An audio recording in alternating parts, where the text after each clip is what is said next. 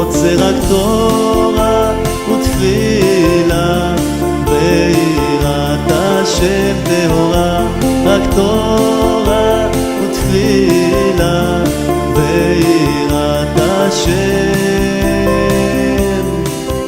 טהורה. Entonces en el Sidur Tefilá,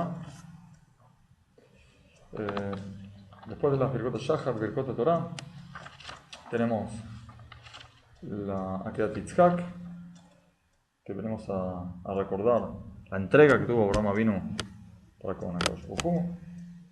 Después tenemos una Tefilá pidiendo a Akadosh Baruj Hu que reúna a los dispersos en la tierra de Israel. Tenemos unas Mishnayot y Braita que nos vienen a enseñar sobre mitzvot importantes que tienen mérito en este mundo y en el mundo venidero. Después hay otra tefilá muy linda que decimos que no tenemos valor propio, sino todo lo que tenemos es por el hecho de servir a Hashem, y terminamos con algo que se llama Kriyat Shema de Rabbanan. Y luego empieza ya la mismísima tefilá de los korbanot.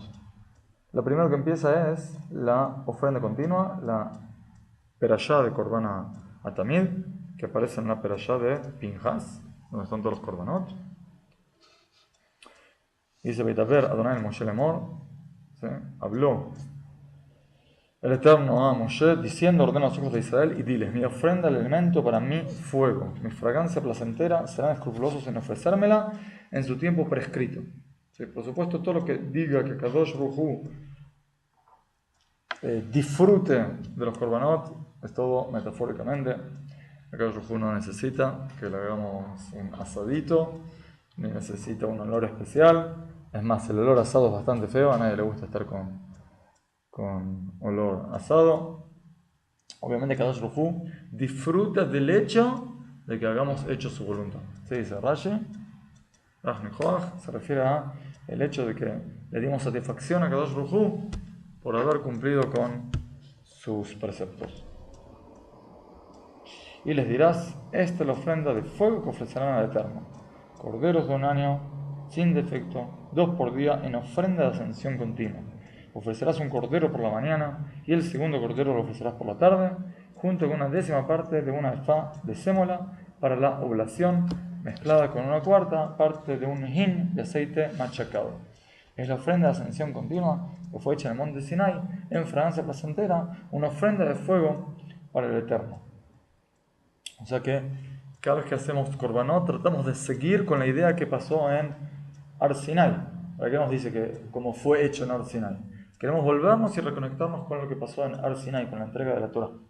Y su libación será una 4ª parte de un hin por cada cordero, para ser vertido en el altar santo, una libación fermentada para el Eterno. El segundo cordero lo ofrecerás por la tarde, lo harás como la ofrenda de la mañana, y como a su libación una ofrenda de fuego de fragancia placentera para el Eterno.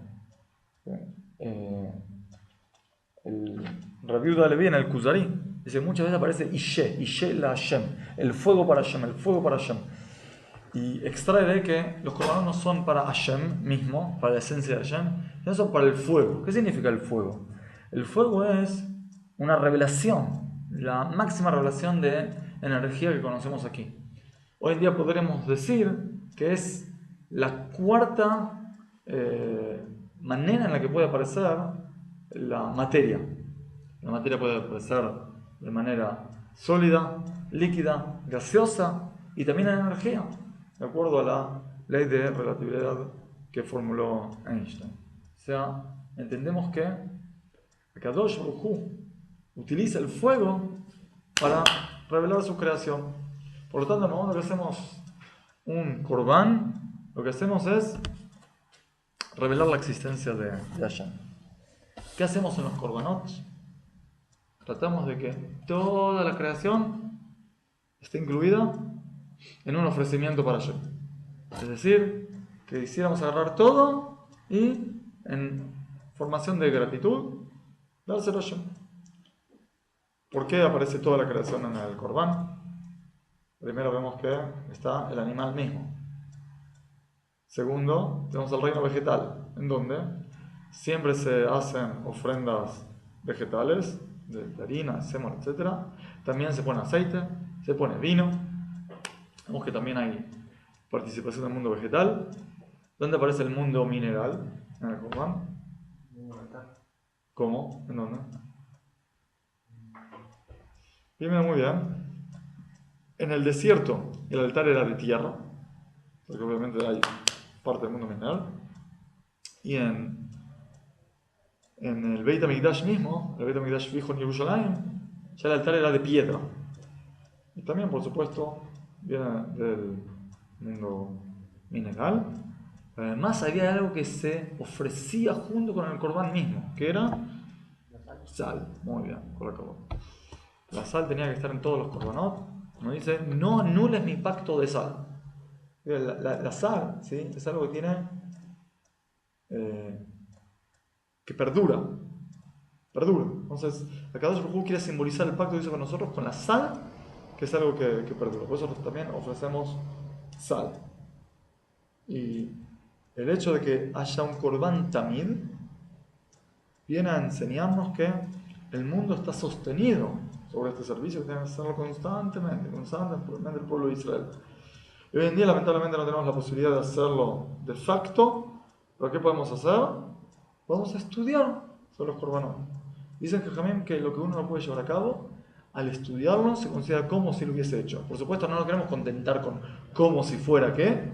Quisiéramos hacerlo directamente, expresar todas estas lindas ideas en la acción, pero mientras no sea posible, por lo menos estudiemos y conectémonos con estas ideas en la teoría y con el intelecto y con el alma. Luego de el Corbán también estudiamos sobre el Ketoret. Como decimos, tú eres el Eterno nuestro Dios, delante de que nuestros ancestros quemaban en el saumerio de especias en la época del Beit HaMikdash existía, tal como les ordenaste por medio de tu profeta Moshe, como está escrito en tu Torah. El Eterno dijo a Moshe, toma para ti especias, bálsamo, ónique, aromático y gálbano, especias e incienso puro. Las medidas serán iguales entre sí. Con ellas harás saumerio, una mixtura de especias, de obra de perfumero, revuelto completamente, puro y santo. Molerás muy finamente un poco de él y pondrás un poco de él delante de las tablas del testimonio de la tienda del encuentro, donde me citaré allí contigo. Santidad será para ustedes. Y también se declara, Aarón quemará el saumerio de especias sobre el altar, cada mañana limpiar las candelas lo quemará. Y cuando Aarón encienda las candelas por la tarde lo quemará.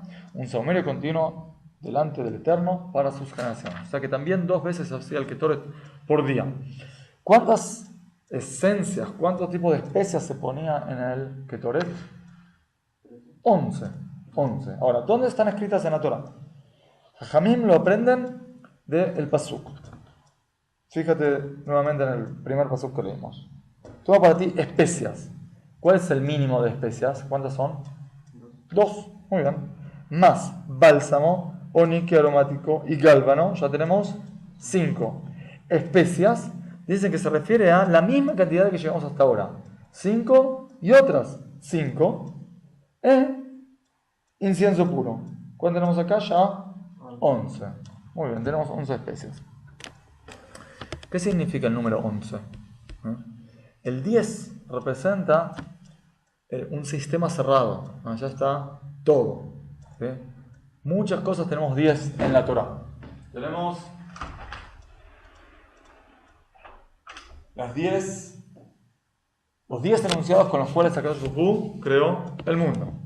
Tenemos las 10 plagas con las cuales Hashem sacó al pueblo judío de Egipto. Y tenemos las 10 Dibrot, los 10 mandamientos. Fíjate, 10 que tiene que ver con la creación, que el mundo está completo, está perfecto. 10 que tiene que ver con Ashgahat Hashem, que es, que nos viene a recordar la salida del pueblo judío, la providencia divina, la conducción de Hashem en el mundo, en la historia, que Hashem no deja que la historia pase sin intervenir, sino que Hashem actúa. Y tercero, la Torah, que es el mensaje de Hashem hacia nosotros. Tenemos aquí todos los fundamentos de la Torah, la creación, la providencia y la Torah. Y todo es 10, todo perfecto, todo completo.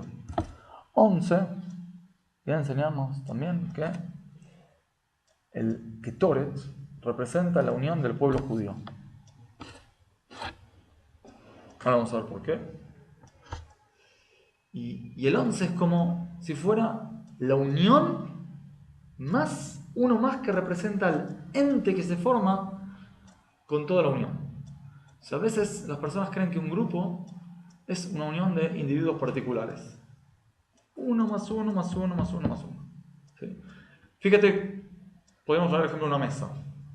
¿Sí? Si alguien te pregunta, ¿qué es una mesa? Son 4 patas, más 4 travesaños y una tabla arriba. ¿Sí?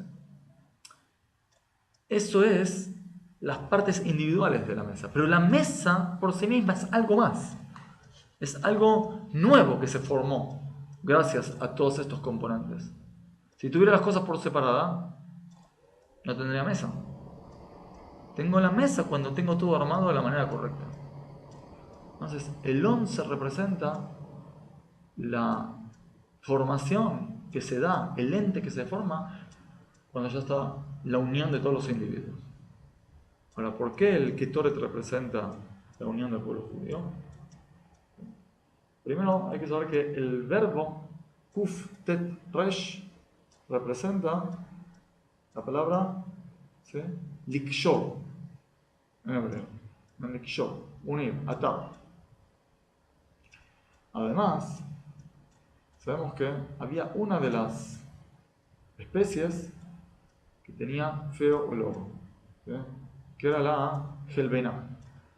¿Por qué se lo pone? Por supuesto, porque la Torah lo ordenó. Pero al ponerlo dice que el olor que hacía que se extraía de todo el resto de las especies era mucho más rico. Acá se aprende que no hay ningún judío que tiene que quedar afuera. También cuando una persona que nos parece que está totalmente libre y vacía de Torah, de mitzvot, de buenas acciones, de buenas ideas, tampoco se lo puede dejar afuera, sino que hay que tratar de traerlo. En el momento que estás cerca, estás dentro del klal, está dentro del pueblo, del colectivo, eso da más aroma a todo el pueblo junto. Significa que si dejamos afuera a alguien, perdemos todos. Porque gracias a ese que estaba a punto de quedar afuera, el que ahora entró, todos tenemos mejor aroma. ¿A qué se parece esto? También a los Arbat Aminim, a las 4 especies que tomamos en Sukkot. Uno representa el que tiene Torah y tiene buenas acciones, otro representa el que tiene solo buenas acciones, otro sobre Torah. Y hay uno que representa el que tiene ni buenas acciones ni Torah. ¿Para qué lo agarro? Que quede afuera, ¿para qué lo quiero? Si no tomamos la Arabá, no cumplimos la mitzvah para nada. También si tienes un etrog que es 600 shekel hermoso y grandísimo y con un aroma impresionante, y tienes una das grandísima y grande, y un lulav derechito y todo, y no agarraste la Arabá que es gratis, la puedes cortar de cualquier árbol que está por ahí en la calle, no cumpliste la mitzvah. Significa que para que el pueblo judío se considere en unión, tienen que estar todos, también los que nos parece que no tienen lugar. Eso nos viene a enseñar el Ketoret. El Chas Shalom no dejará a nadie de afuera. Luego de toda la enseñanza sobre el Ketoret, y se traen Braitot que hablan sobre el Ketoret, hay un pedacito de una Gemara de Yomá que nos enseña el orden de las acciones del Beit HaMikdash todos los días. Está en la página 29. Es decir, Abaye describió el orden del servicio en el templo como lo había registrado la tradición talmúdica y de acuerdo a la opinión de Abba Shaul. Lo primero que se hacía era el arreglo de la pira, o sea, el orden de los árboles grande que había en el Mizbeach. Arriba del Mizbeach Aola, o sea, del altar del holocausto, había 3 montones de árboles ordenados. Uno grande y 2 pequeños. Entonces lo primero que se hacía era el grande. Y este procedía al de la pira secundaria que se utilizaba para el incienso. La pira secundaria procedía a la colocación de los 2 leños que se agregan ahí. La colocación de los 2 leños precedía a la remoción de las cenizas del altar interior, que había quedado de el día anterior del Ketoret que habían hecho. La remoción de las cenizas del altar interior precedía a la limpieza de las 5 candelas de la menorá. La limpieza de las 5 candelas de la menorá precedía al arrojamiento de la sangre de la ofrenda continua. La sangre de la ofrenda continua precedía a la limpieza de las otras 2 candelas de la menorá. La limpieza de las 2 candelas precedía al Ketoret. El Ketoret precedía a la quema de los órganos, de los evarim, de las partes que se ponían sobre el altar. La quema de los órganos precedían a la oblación, o sea, la minjá, lo que se hacía junto con el corbán atamid, pero que era vegetal. La oblación precedía a las 2 tortas. Las tortas precedían a las libaciones, o sea, al vino que se vertía. Las libaciones precedían a la ofrenda adicional, o sea, cuando había musaf en las fiestas. La ofrenda adicional precedía a los tazones del incienso. Los tazones precedían a la ofrenda continua de la tarde, puesto que se declara, y sobre ella dispondrá la ofrenda de ascensión encima, y quemará sobre ella el cebo de las ofrendas de paz. Lo cual es interpretado en el sentido, sobre ella, la ofrenda de la ascensión, deberás completar todas las ofrendas del día, o sea que es lo último que se hace. Luego decimos una tefilá muy linda que aparece en la cámara.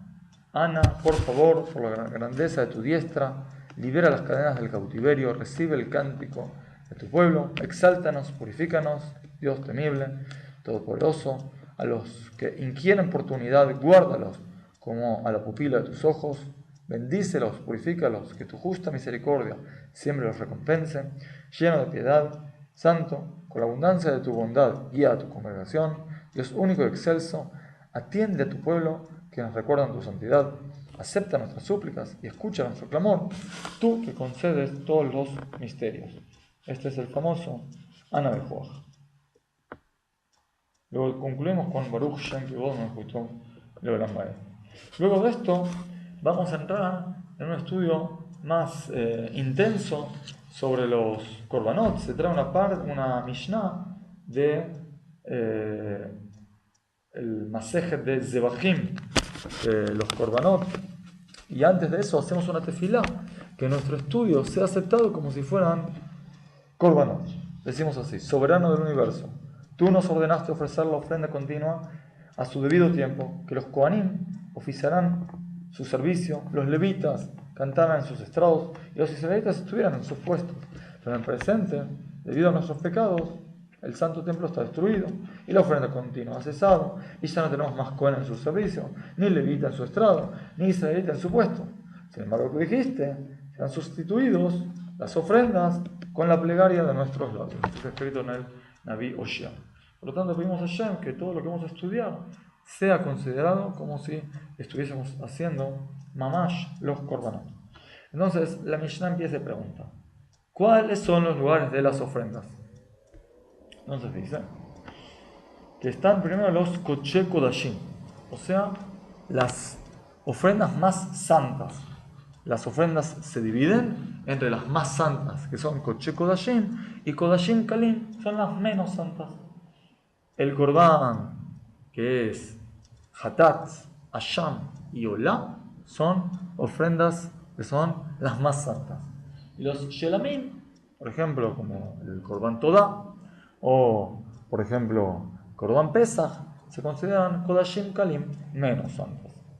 Entonces dice así: el degüello al ternero y el macho cabrío de Yom Kippur es en la parte norte, y la recepción de su sangre es en un utensilio de servicio, es en la parte norte. Su sangre requería aspersión entre las varas del arca, sobre el velo y sobre el altar de oro.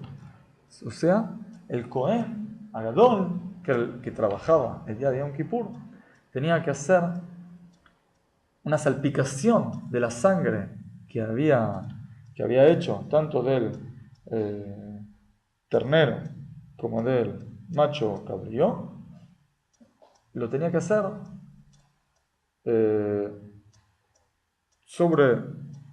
dentro del Kodesh HaKodashim, entre las varas del arca y luego salía y lo hacía sobre el parojet, o sea, la cortina que divide entre el Kodesh y el Kodesh Kodashim, y luego tenía que ir y untar sobre las cuatro esquinas del Mizbeach interior, del Ketoret. Dice, la ausencia de una sola aplicación de sangre invalidaba la ceremonia. El resto de la sangre era vertida sobre la base occidental del altar, lo que se llama el Yesod, pero si no la aplicaba, ella no invalidaba toda la ceremonia.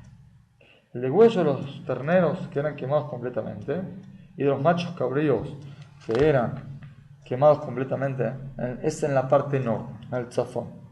Y la recepción de su sangre en un utensilio de servicio es en la parte norte. Su sangre requería aspersión sobre el velo. Ahí también se salpicaba sobre el parojet y sobre el altar del oro. La ausencia de una sola aplicación de sangre invalidaba todo el ritual. El resto de la sangre era vertida sobre la base occidental del altar, en el Yesod. Pero si no lo aplicaba, ello no invalidaba todo el Corbán. Tanto estas como aquellas, las ofrendas de Yom Kippur, eran quemadas en el depósito de cenizas. Con respecto a las ofrendas de pecado comunitarias e individuales, estas son las ofrendas de pecado comunitarias, o sea, los que se llaman hatot. Son el degüello de los machos cabríos de los novilunios, es decir, de Rosh Hodesh, y de los festivales, ¿sí? O sea, de los Hakim, de los Moadot. Es en la parte norte. Y la recepción de la sangre en un utensilio de servicio también en la parte norte. La sangre, el dam, requería 4 aplicaciones sobre las 4 esquinas del altar. Y como en esta, tenía que subir en la rampa, que se llamaba el Kevesh, por donde subía al altar, se volteaba hacia el borde circundante y llegaba a la esquina sudeste. Luego iba para la noreste, y luego para la noroeste, y finalmente a la del sudeste. El resto de la sangre era vertida sobre la base sur del altar, nuevamente lo que llamaba el Yesod. Ahora, estos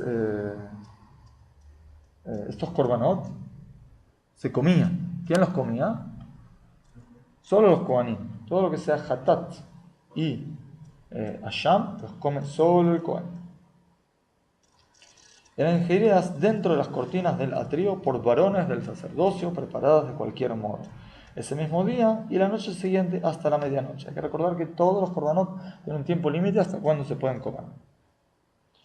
Después tenemos la ofrenda de ascensión, que es lo que se llama la ola, el korban ola.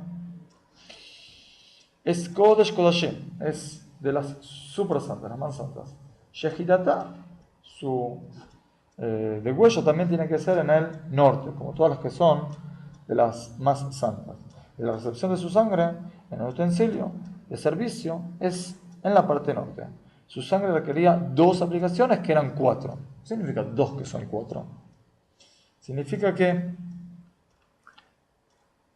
tiraba la sangre en 2 esquinas y al hacerlo en la esquina hacía que cayera la sangre sobre 2 costados. ¿Sí? Al tirar en una esquina así, logras que toque esta parte. Por ejemplo, el noreste y después el suroeste. O sea, al verterlo, volcarlo en 2 que están en la esquina, ya son como 4. Y requería desollamiento, o sea, quitar la piel, y destazamiento, es decir, cortada en trozos, y luego se tiraba sobre el altar y era consumida enteramente por el fuego. O sea, la olá nadie lo comía. Por eso se llama olá, porque todo olé sube en manera de fuego hacia el cielo. Con respecto a las ofrendas de paz comunitarias, las ofrendas de paz son las que se llaman shelamim. ¿Por qué? Porque hacen shalom. ¿Entre quién hacen shalom? entre Akadosh Baruj Hu, el que lo trae, y el Cohen, porque todos reciben una parte.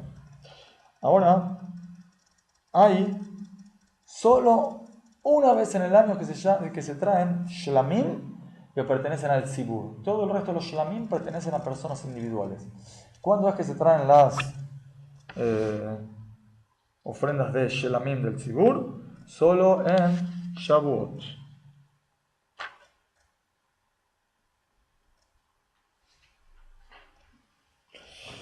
Y tenía también un nivel especial esta ofrenda. Y las ofrendas del pecado, que se llaman Ashamot, no como Hatat, sino Asham, que es otro tipo de ofrenda que se trae por pecado. Y estas son las ofrendas del pecado. El degüello de la ofrenda de pecado por robos. La persona robó y desmintió, dijo, no robé.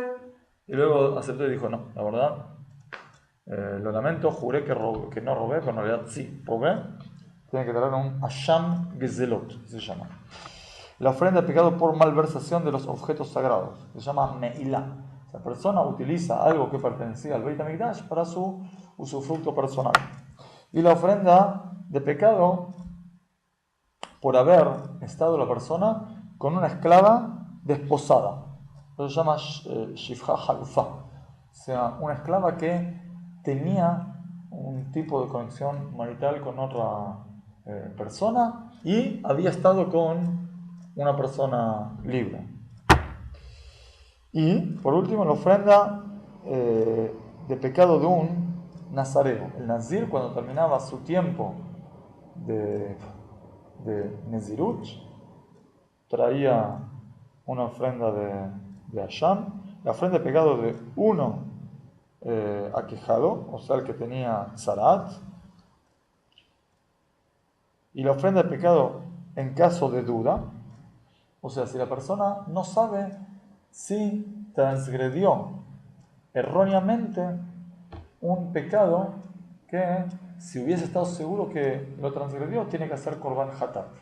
Es decir, imagínate si una persona no está segura si hizo Hilul Shabbat en Shabbat o que todavía no había entrado Shabbat. O si la persona comió un pedazo de grasa y no está segura si era cebo o no. Si está seguro que comió cebo, tendría que traer un Korban Hatat. O no está seguro, por ahí hay alguna grasa permitida, se le mezcla, no sabe. Tiene que traer entonces un Asham Talui. ¿Qué significa Asham Talui? Una ofrenda por el pecado que está pendiendo hasta que se sepa si seguro cometió el error o no. Y si no sabe nunca, no sabe nunca. Ya hizo por lo menos algo para expiar por las dudas ese tuvo que haber traído. Y todas estas son en la parte norte, y la recepción de su sangre es en un utensilio de servicio, que es en la parte norte. Su sangre requería 2 aplicaciones, que eran 4, y eran ingeridas dentro de los cuartos de las cortinas del atrio por varones del sacerdocio, o sea, por Kohanim, preparadas de cualquier modo, en ese mismo día y la noche siguiente hasta la medianoche. La ofrenda de agradecimiento y el carnero del nazareo eran sagradas en grado menor. ¿Qué es la ofrenda de agradecimiento? Es cuando la persona trae Korban Todá. ¿Por qué se trae Korban Todá? Por ejemplo, una persona que estuvo en una situación peligrosa y se salvó, o por otro motivo que la persona quiere agradecer a Hashem. Su degüello era en cualquier lugar de la Azara, o sea, de la tribu. Y su sangre requería 2 aplicaciones, que eran 4, como dijimos, en 2 puntas que toquen los 4 puntos cardinales del Mizbeach.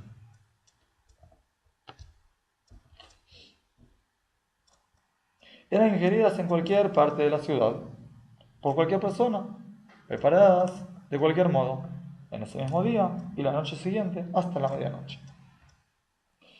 La porción separada que se sacaba para los Kohanim era igual que ellas, solo que su porción separada solamente era ingerida por los Kohanim, incluso por sus esposas, sus hijos y sus esclavos.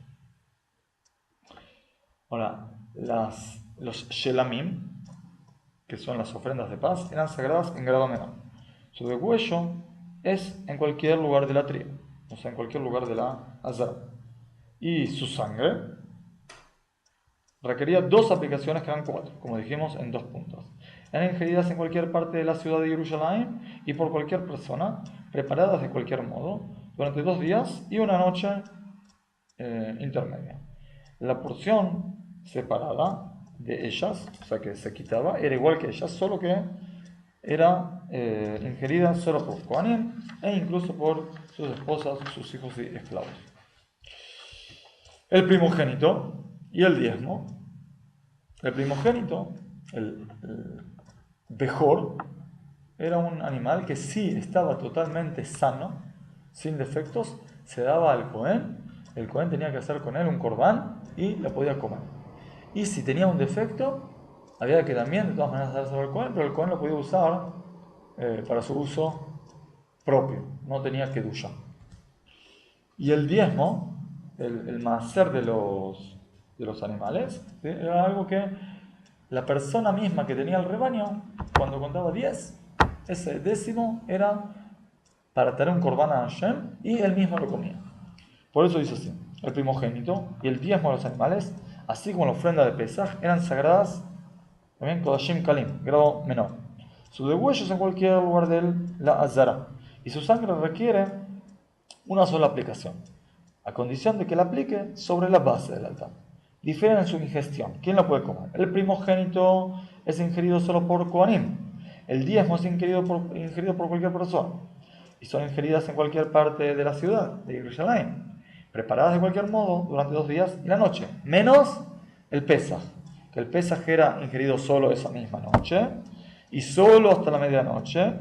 ¿Y cómo se podía preparar? Solo asado. El corbán Pesaj se podía comer solo asado.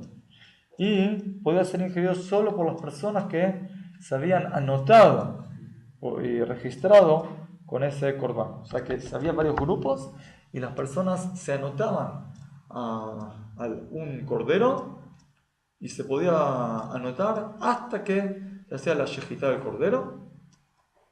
A partir de ahí, no podías anotarte, tenías que anotarte en otro. Todos estos corbanos, nosotros ya estamos esperando que se vuelva a construir el Beit HaMikdash. Depende de nosotros, en el momento que decidamos, que todo el pueblo de Israel decida, podemos volver a construir el Beit HaMikdash. No estamos esperando que el Beit HaMikdash caiga de los cielos.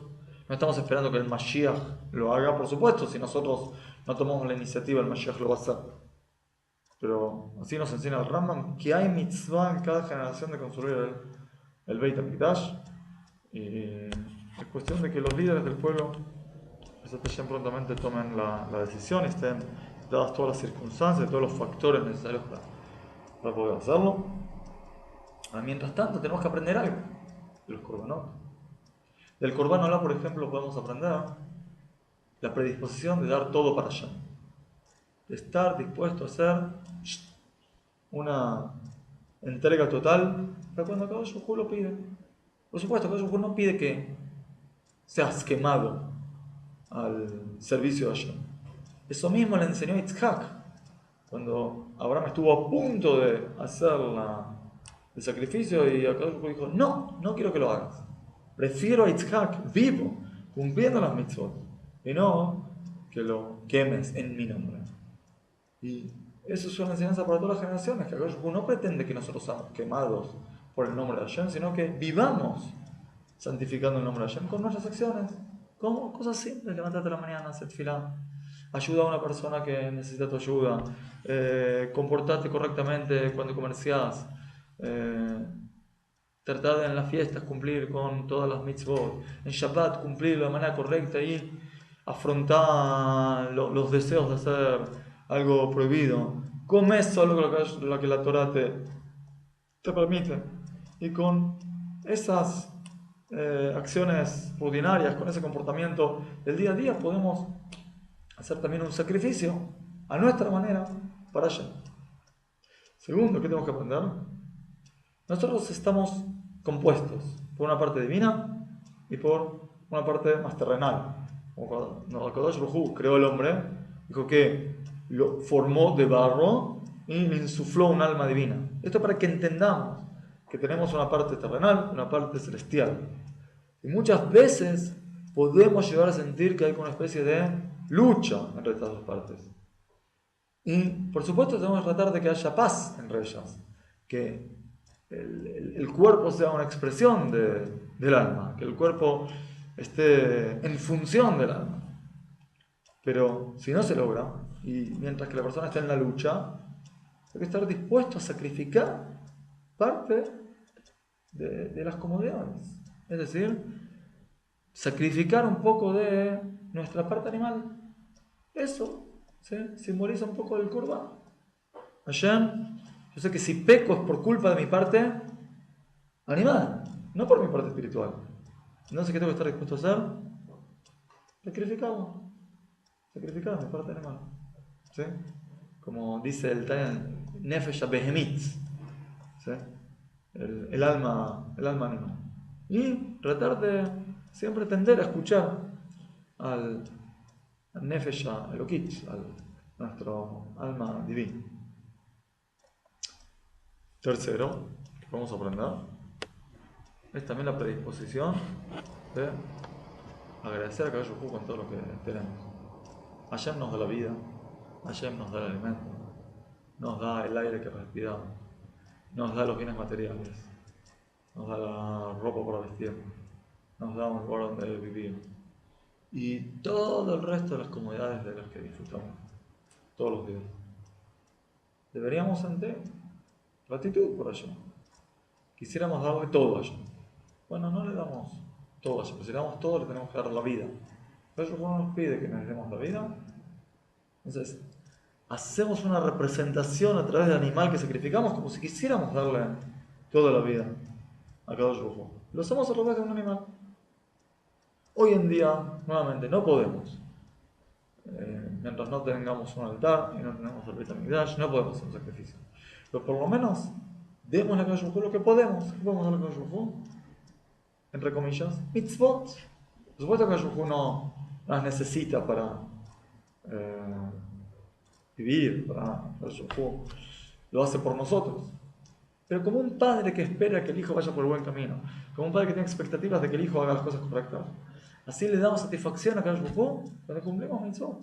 Kadosh Baruj Hu disfruta, tiene placer a su manera, no a nuestra manera, de las mitzvot que cumplimos. ¿Qué nos pide ella? Cumplir mitzvot hermosas que nos da, regalos. Cada mitzvot es un regalo enorme que ella nos da. Como dice el Zohar, son etzot las mitzvot, son como consejos a través de los cuales podemos unirnos con él. ¿Qué más quiere ella que estemos unidos con él a través de las mitzvot? Por eso tenemos que tratar de hacer el esfuerzo lo máximo posible para estar predispuestos a cumplir con su voluntad. Y por último, por cuanto que no siempre vamos por el camino correcto y a veces pecamos, acá Kadosh nos da una manera de expiar. ¿Cómo es la manera de expiar? De los korbanot. ¿Qué es los korbanot? Es sentir que tengo que terminar mi función en este mundo. Si alguien te contrata para hacer un trabajo y en vez de, no sé, ir a limpiar lo que tenés que limpiar, o ir a arreglar lo que tenés que hacer, o ir a producir lo que tenés que producir, en vez de hacer eso, te sentaste, disfrutaste, tomaste, comiste. Llega el dueño de la fábrica y te dice: hey, ¿dónde está lo que tienes que hacer? Ah, no lo hice. ¿Qué te dice el dueño de la fábrica? Estás despedido, fuera. ¿Qué te quedas acá? Acá Kadosh Baruj Hu nos tiene piedad. ¿Y qué nos dice? Otra oportunidad. Tenés otra oportunidad, no te despido. Porque si Kadosh Baruj Hu nos despediría, termina toda nuestra función en el mundo. Entonces, ¿qué nos dice Kadosh Baruj Hu? Bueno, en vez de entregar tu vida, entrega algo que expíe por vos. Eso es el animal. ¿Qué hacemos con el animal? Sentimos como si estuviéramos dando todo. El animal atraviesa así como si fuera las 4 penas capitales. Primero se lo tira al piso, es como sequila. Después se le pone un anillo en el cuello antes de hacer la shejitá, es como la horca. Y después se hace la shejitá, es como la espada. Y después se lo quema, es como la serefá. Por lo tanto pasa todo el animal. Nosotros al ver todo eso deberíamos estremecernos un poquito y sentir guay, todo esto debería estar pasándome a mí. A Kadosh Baruj Hu le pido perdón y trato de no volver a pecar. Todo esto tenemos que tratar de sentir hoy en día, no cuando lo vemos, sino por lo menos cuando lo estudiamos. De que pedimos a Kadosh Baruj Hu que nos haga sentir todo esto como si lo estuviéramos nomás haciendo, y que nos conceda ver el Beit HaMikdash pronto y en nuestros días.